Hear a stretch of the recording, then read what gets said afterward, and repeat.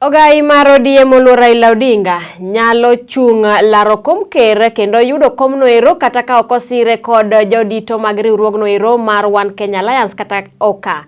Maendi en wach mabende no wachi kod jagoro maduong' kata Secretary General mar duond od bura mar ODM Migosi Edwin Sifuna.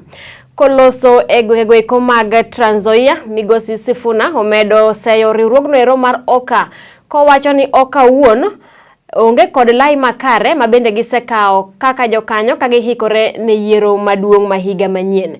Giwacho ni ODM tiyo kata biro tiyo makare kod duond od bura mano ero mar Jubilee kagimanyo kom ker kata kagimanyo jalno ero mabende biro kao kar ker Uhuru Kenyatta tok yiero mahiga manyien. Hata ndani ya muungano wao sahi, hiyo mambo tulikuwa tunasema wakitu accuse ati we are dishonest people. They were saying ODM is a dishonest partner. Right now, within their new alliance, they are still accusing each other of dishonesty.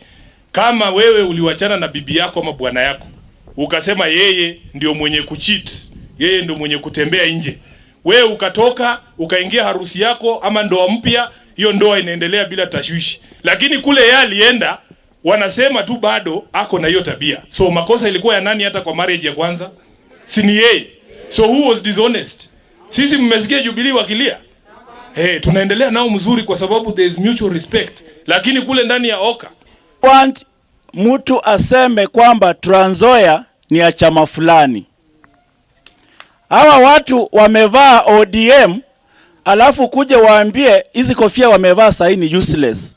Sahi Trans Nzoia imewachwa kwa chama fulani. Mutakubali?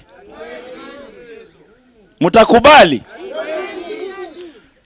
And you know we have a very nice person in the name of Baba. Muta akimpelekea maneno anakubali tu. Saa hii umwambie vijana Caleb ni hatari. Ukijaribu hiyo mambo itaribika.